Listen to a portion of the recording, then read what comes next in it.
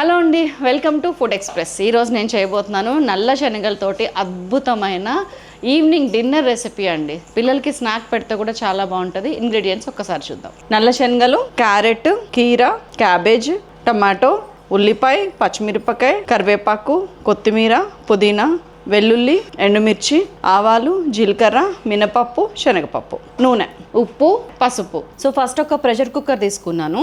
దాంట్లోకి ఏంటంటే మనం ఈ శనగలు నైట్ అంతా నానబెట్టాలండి. 150 grams ఆఫ్ శనగలు ఇవి. దీనిలో జనరల్గా ఏం చేస్తామంటే వాటర్ వేసి బాయిల్ చేసి ఆ వాటర్ని తీసేస్తే మనకి దెర్ ఈజ్ నో యూజ్ అండి. అందుకని నేను మంచిగా శనగలు నైట్ అంతా నానబెట్టి కొన్ని ఒక 50 ml వాటర్ వేస్తున్నాను ఇందులో. అంతే ఒక ½ టీ స్పూన్ ఉప్పు వేస్తున్నాను.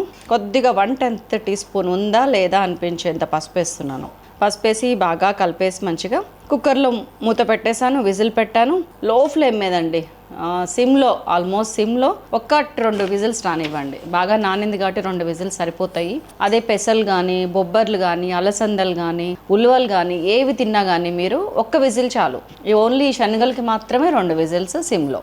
సో ఇది అయిపోయింది. దాన్ని 2 విజిల్స్ రానిచ్చాను, పక్కకు పెట్టేశాను. ఇప్పుడు ఇంకొక తడక పాన్ లాంటిది తీసుకున్నాను చిన్నది. దాంట్లో 1.5 టీ స్పూన్ ఆలివ్ ఆయిల్ వేసానండి. ఈ వెల్లుల్లి చూసారా, 10-12 వెల్లుల్ని మంచిగా క్రష్ చేసి చూపించుకున్నాను. పాన్లో ఆయిల్ వేడెక్కింది.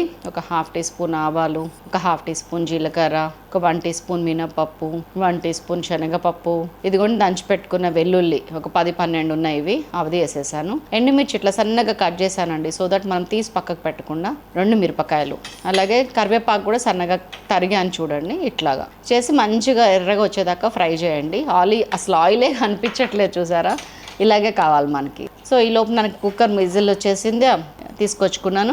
ఇదిగోండి, వాటర్ ఎక్కడా లేదు చూసారా, అసలు వాటర్ మిగలలేదు, తగలదు కూడా. సో ఇట్లా వేసుకోండి మీరు నీళ్ళు. కొంచెం ఎక్కువ వేసినా కానీ ఆ వాటర్ డ్రైన్ అయ్యేదాకా హై ఫ్లేమ్ మీద పెట్టండి.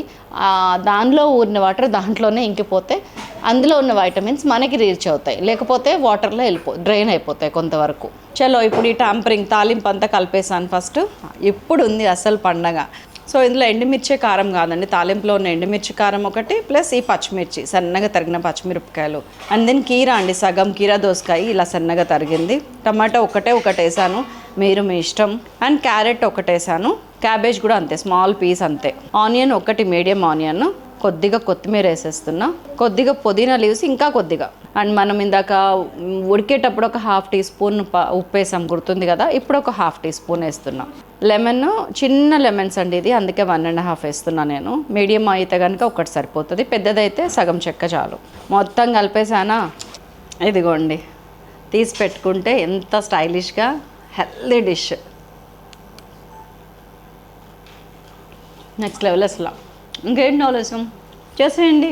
ఫుడ్ ఎక్స్ప్రెస్లో మరొక అద్భుతమైన వీడియోతో మళ్ళీ కలుస్తాను. నమస్తే.